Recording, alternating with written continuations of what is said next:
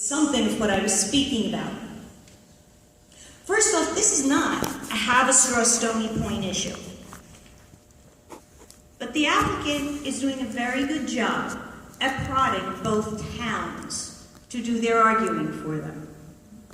The second, and I really object to it, is that this project does not seem to be a project that was born of the towns, but rather from Albany. There is something called, and I brought the notes so I get the title of the group correct, the Mid-Hudson Regional Economic Development Council. They have something called the Consolidated Funding Grant. I participated in that the first year as the Stony Point Historical Society. I killed an entire forest. We had snow on Halloween. And it took hours to get the application across the internet lines. But the government in Albany decided they wanted to control all of the grants in New York State. So they consolidated them all into this computer program. Appointed 10 council people from around New York State, and then promptly said, these are the people who will develop proposals for your towns. Problem is, they never came out of Albany. They're not talking to the very people who live in these towns. Now, I have a question for Ms. Eckert. Have you spoken to the Legoland people, this board? Can you tell us anything about it? I'm sorry, I have to ask it. I can't accuse, I don't know. We have had conversations. We have been told that those conversations, that those are confidential conversations at this point. There's nothing in writing that has been submitted to our board, and I'm sure that those of us, because we all live in this community and many of us for our entire lives, have the same concerns that I think the people in front of us have.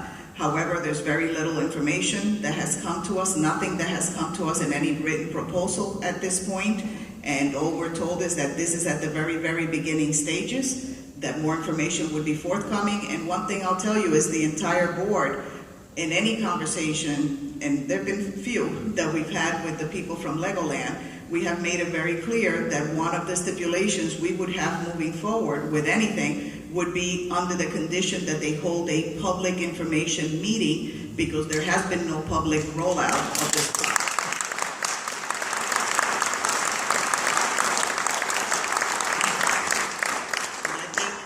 For the board when I say they have been, very direct in that they will not move forward with signing anything, that they want to know what the community feels about this project, and there's been, as we said, no public rollout. They did promise us the last time we spoke with them that sometime in September or October there would be a public rollout of the project. As we know, it's the middle of October.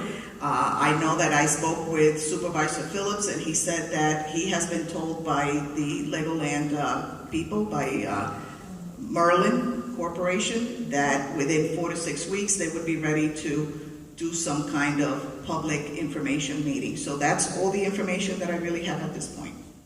I would like to support something that Ms. Eckert said, because I did attend the public meeting in the town of Haverstraw. Wait, I'm sorry. It was a public meeting. It was a Haverstraw board meeting. Haverstraw. And many people attended, because it really was not, in my understanding, it was not a presentation of Legoland. It was the public asking questions. What happened was they had a regularly scheduled town board meeting. A flyer was mailed around and it showed up on Facebook and on the internet that said, if you want to know about Legoland, come to the town board meeting tonight. I would think about 150 people showed up. Supervisor Phillips very wisely opened his meeting and said, I assume we're all here to talk about Legoland, but I don't have anything. This meeting was not, this is our regular town board meeting. I'm going to put our business to the side and allow public comment. Thank you. Now, what he said is the following. I don't have anything to tell you.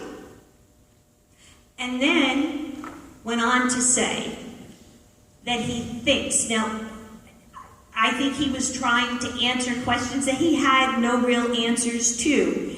and he repeatedly said there is nothing in writing. He estimated about $1 million in taxes for the school district. They better find a few zeros.